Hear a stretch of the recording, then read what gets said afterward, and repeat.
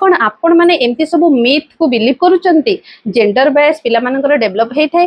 ताहले आपण भूल भाबुछंती पिला मानकर डेवलपमेंट भिन्न होई थाए प्रत्येक शिशु भिन्न होई थांती सेति पे सेमानकर डेवलपमेंट मध्ये भिन्न होई थाए मिथ नंबर 1 पुओ माने अधिक दुष्ट होई थांती झियो माने शांत होई थांती ताहले आपण भूल भाबुछंती यदि आपणक शिशु